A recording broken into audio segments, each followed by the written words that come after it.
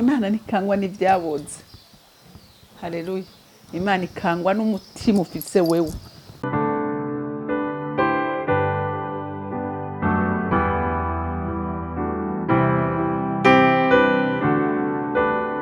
Bakunzi ba Holy Canaan TV, ndanezerewe kandi gusubira guhura namwe ngo tuganire ijambo ry'Imana. Ariko imbere ko dutangura kuganira, reka dusenge. Nje imbere yawe Mwami Imana kuri uyu munsi mushuremye ku bwacu, nzanye amashimwe yuzuye mu mutima wanje kuko wangiriye neza. Mwami Imana uri gitangaza kandi ibyo ukora bihora bidutangaza uko bukeye nuko bwije. Uhindura amateka, uzura ibyapfuye ukabigira bizima kuko watana kimwe kikunanira kandi atana kimwe kikunaniza. Iyo userutse gukora nta kiguhagarara imbere. Shimagizwa kandi wubahwe ko Mwami Imana twese abagukunda n'abakurondera utazokwigera utureka twenyene. Ibiduteye ubwoba urabicecekesha, Mwami Imana bigaca bugufi imbere yacu. Ushimagizwe kandi wubahwe muri byose na hose mu izina rya Kristo Yesu Umwami wacu. Senze nizeye kubyumvise. Amen, amen. Rero ijambo Imana impaye kuganira namwe ni ijambo rivuga ngo Imana ntikangwa n'ivyapfuye. Ntikangwa n'ivyapfuye. Ivyapfuye irabizura bigasubira kubaho. Reka dusome ijambo ry'Imana muri Yesaya igice cya 44. Turasoma kuva ku murongo wa 24 dushikane ku murongo wa 28. Uku ni kuwuhora havuze umucunguzi wawe, wakubumvye uhereye ukiri mu nda ati, ni jewe uhoraho ndema vyose, naguye ijuru ndi umwe, ngaranzura isi hari uwo twari kumwe. Indagu z'abanyabinyoma ndazihindura ubusa, abapfumu nkabateza ibisazi. Subiza inyuma abanyabwenge, ubwenge bwabo nkabuhindura ubupfu. Nkomeza ijambo ry'umusavyi wanje, ngashitsa inama z'intumwa zanje. Mvuga ibya Yerusalemu nti bazokongera kuhaba, n'ivy'ibisagara vy'i Buyuda nti bizosubira kubakwa. Kandi nzovyura ahasenyutse haho, ndabarira ibenga ntikama, kandi nzokamya inzuzi zikujamwo. Mvuga ivyakuro nti ni umwungere wanje, azoshitsa ivyo ngomba vyose. Nkavuga ibya Yerusalemu nti hazokubakwa, nkabarira urusengero nti itanguriro ryawe rizoshigwaho. Amen. Iri jambo ry'Imana ryariko rirabwirwa Abanyisirayeli bari baratataniye mu bihugu byinshi byo mu isi. Isirayeli itakibaho, yarakuwe kuri carte y'isi. Ariko kuko hari icyo Imana yavuze, ivuga kuri iri hanga, icya mu kanwa k'umusavyi wayo Yesaya arahanura. Haleluya. Arahanura, aravuga ngo uku ni kuwuhora havuze umucunguzi wawe, wakubumvye uhereye ukiri mu nda ati, ni jewe uhoraho ndema vyose. Rero Imana yariko irabibarira, yariko irabibarira ati jewe ni jewe mucunguzi wanyu, ni jewe naremye byose, ni jewe nagaranzuye ijuru. Haleluya. Ngo ni jewe uhoraho ndema vyose, naguye ijuru ndi umwe. Nta numwe bari kumwe nawe, niwe yabikoze byose. Haleluya. Ngaranzura isi hari uwo twari kumwe. Imana iriko irabaza ati, kubera iki mugira ubwoba, kubera iki mukekeranye, kubera iki hari habigira abakomeye, kubera iki hari ababona ko ivyononekaye bitoshobora kuba bizima, ko ari jewe byose nabiremye kandi n'ubu noshobora no gusubira kubirema ukundi gushasha. Windagu z'abanyabinyoma ndazihindura ubusa. Urumva hari abantu bigize agakomeye, bigira abantu atabo bose, imigambi yawo ifise kuyihindura ubusa. Integuro zabo none si kenshi twama twabibonye, umuntu agapanga imigambi yiwe, yo umwanya mutoyi ukabona Imana irabihinduye, ikavuga ati Imana yanje, wa muntu yarakomeye kuraho, wa muntu yagira ibi nibi none bigenze gute. Ireka Imana ni ifise ijambo rya nyuma. Haleluya.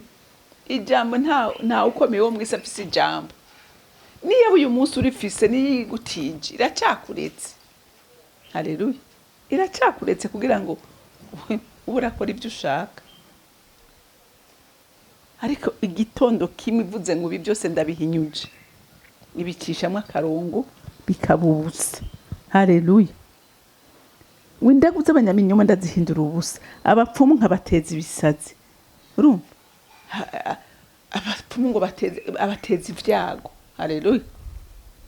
Ngo subiza inyuma abanyabwenge. Urumva? Hariho abaplanifya bakavuga ngo isi turayijanuka, ibi turabigenza gutya. Igitondo kimwe bakabona birafuwaye, bakabona imigambi yabo ibaye ubusa, ko Imana itayemeye.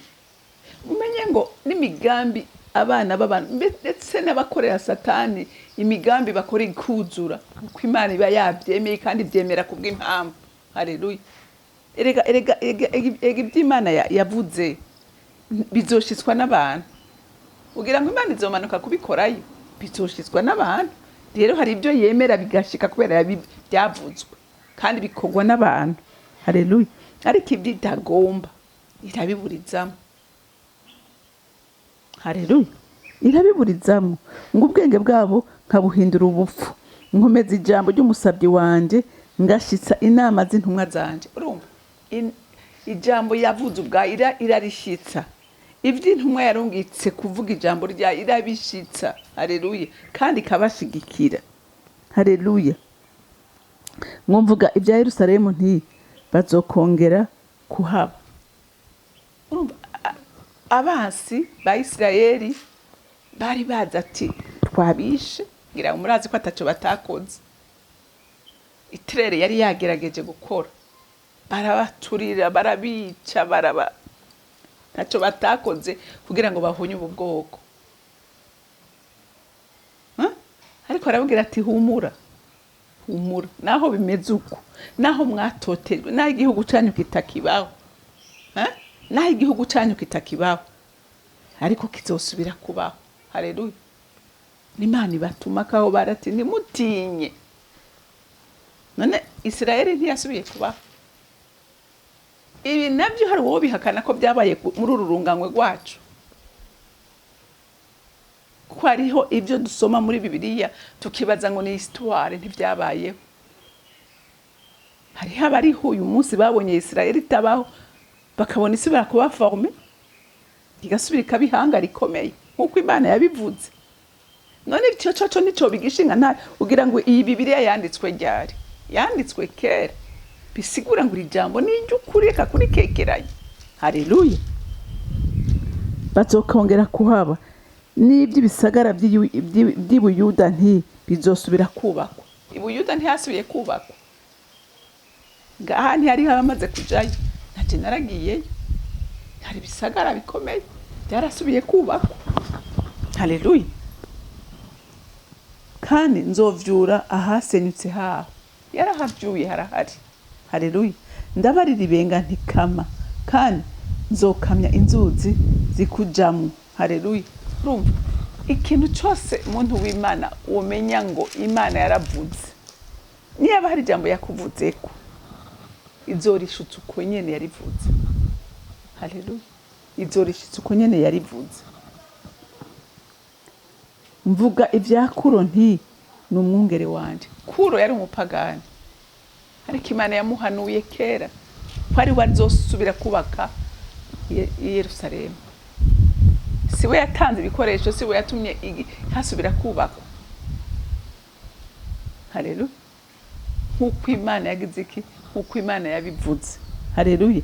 Mvuga ibya Kuro n'umwungere wanje azoshitsa ibyo ngomba byose.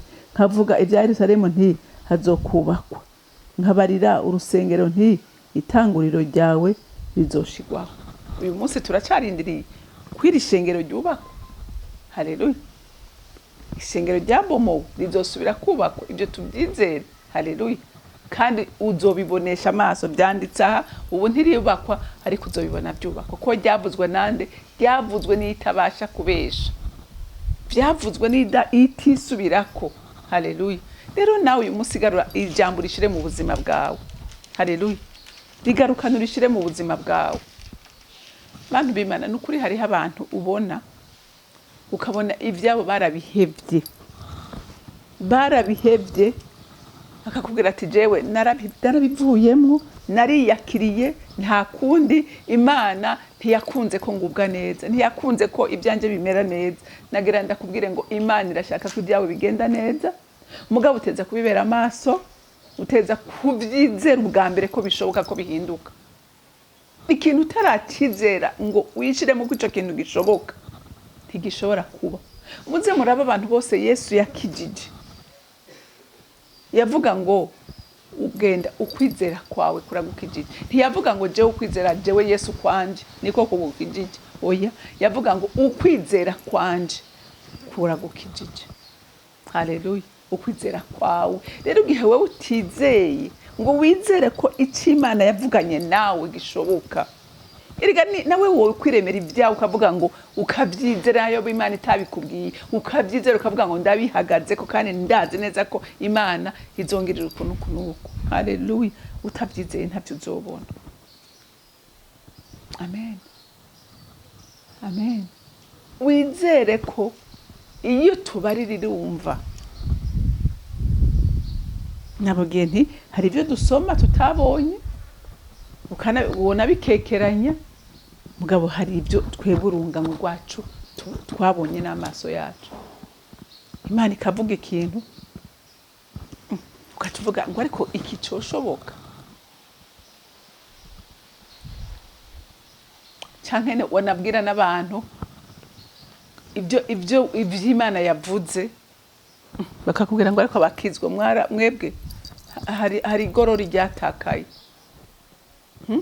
bakagutwenga ngo wewe ubona ibyo bishoboka gute igitondo kimwe bakabona birashobotse haleluya haleluya rero Imana ntikangwa n'ivyapfuye Imana ntikangwa n'ivyaboze haleluya Imana ikangwa n'umutima ufise wewe wo kwizera ko ibyo byaboze ishoboye kubizura haleluya ico nico kinyiganyiza umutima w'Imana ikavuga ngo ndafise umukobwa yizeye ndafise umumama yizeye ndafise umupapa yizeye wa mugore yaragwaye ubutinyanka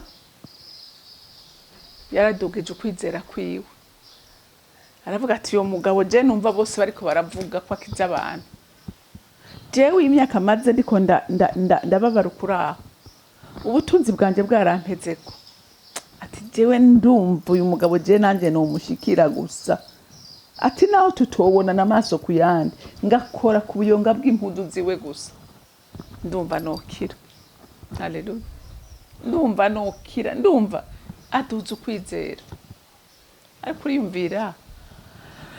kwiyumvira gusa gukora ubuyonga gukora kuri aka gasentire urabona aka kabu akavuga ati jewe naho nugakora ko gusa urumva ko ari ibintu by'ubufu ariko birakora haleluya birakora ngo wa mugore aragenda buhoro buhoro aca mu bantu ngo bari bamwegereye ari benshi asitana buhoro buhoro yidegije ko ntiyararekuriwe kuja mu bantu ngo ashikiraho Yesu ari akora ku buyonga bw'impuzu ziwe Yesu aravuga ati no hari umuntu ankozeko ega abantu bari kumwe baratwenze kuko ngo yari ishengero ryinshi ririko riramugunda ngo ryari ishengero baravuga ati uriko uravuga umuntu agukozeko n'aba bantu bose umuntu wese yifuza kugukora ko yifuza kukubona yifuza bose ariko bariko baragwana ngo bagushikire none uriko urabaza ngo ninde gukezeko atego ati hariho uwunkozeko kuko abandi bariko baramvyiga bariko barangunda ariko hari uwunkozeko ankora n'ukwizera gukomeye haleluya wa mugore ati ndapfuye ndafashwe aravuga ati ni jewe mwami ni jewe aramubwira ati mugore ukwizera